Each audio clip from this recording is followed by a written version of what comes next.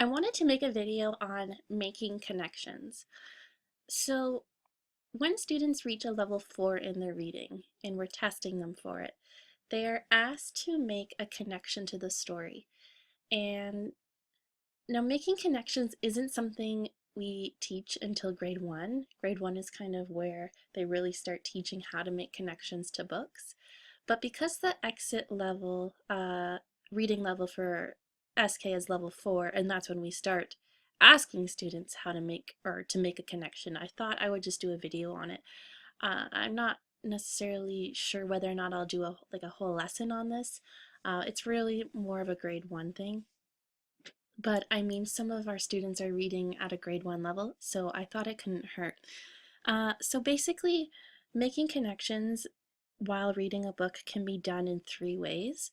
You can make a connection to another book that you've read. You can make a connection to something that's happened in your life, or you can make a connection to something that's happened in the world. And so when we're reading with students at a level 4, or when we're testing them, we ask them to make a connection to the book. And I find that because I haven't taught this, a lot of students, when I say, what does this book remind you of? Or can you make a connection to it? They're like, nope, no, it doesn't remind me of anything. And I'm like, you gotta tell me it reminds you of something or I can't pass you on to the next level.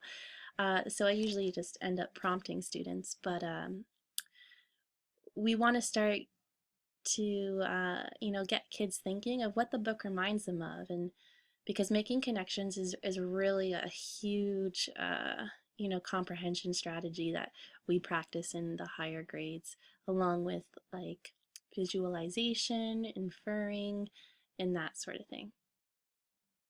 So um, at the end of a book, after I ask students to tell me what happened in the story, I'll ask them to uh, tell me what the book reminds them of. So it can remind them of another book, something that's happened to them, or something that's happened in the world.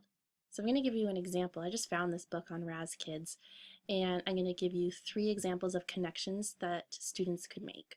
And that way at home you can practice it um, just to kind of prepare yourself for grade 1 or to help your child pass the level 4 DRA. So I'm just going to flip through the pages. Obviously I don't need to read it for you.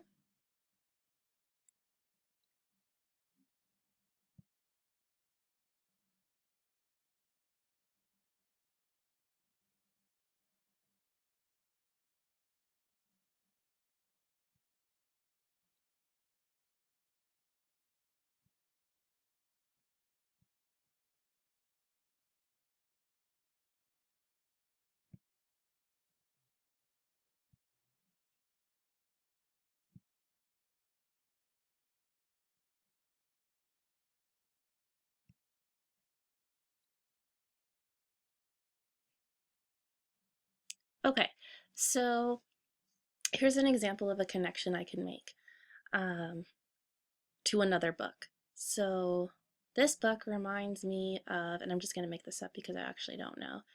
This book reminds me of the Clifford book that we read last week as a class because they made lemonade in it. Something simple like that. A connection that could be made to something that happened in their life would be, this book reminds me of last summer when my friend and I made our own lemonade stand. Or this reminds me of when we made stone soup together as a class, because they're making lemonade in here, and we were kind of cooking as well. Not cooking, but you know what I mean. And the last way would be connection to the world. So what that means is like something you've seen on TV, in the newspapers, outside, anything like that. So I could say this book reminds me of, um, it's so hard because these books are so not easy like to relate to. It's like they made lemonade. Like you have to think of how you can connect that to your lives, and it's actually quite tricky because these books are so boring. But you could say something like, this reminds me of a movie I watched where it was summertime and they were really thirsty and they made lemonade or something like that. Anyway, so I mean, obviously it's easier to make connections when there's uh, a little bit more to the story than just making lemonade. But I mean, with these books, they are pretty, you know, I'll say boring, but students do have to make a connection to it if they want to pass on to the next level. And I don't want to teach to passing the next level, but at the same time, I want everyone to be aware that we are asking students to make connections to the book starting at a level 4, and they can't pass it if they don't know how to make a connection. So if they say, if I say, what does this remind you of? And they say nothing, they automatically can't pass. So it really doesn't matter what they say. You could say, I drank lemonade for lunch, and that would be good enough. You just have to say something. So if your child's reading at a level 4 or above, I would, after you finish reading the book, have a discussion, obviously about what happened in the story. And then you can go on to asking what the story reminds you of and try to think of what the story reminded you of in different ways, such as like maybe another book, maybe something you've done in your own life, maybe you saw a TV show where they did, the same kind of thing. So something like that, just to get them thinking and to kind of get them ready for moving on to some harder texts. So I hope that kind of helps with making connections.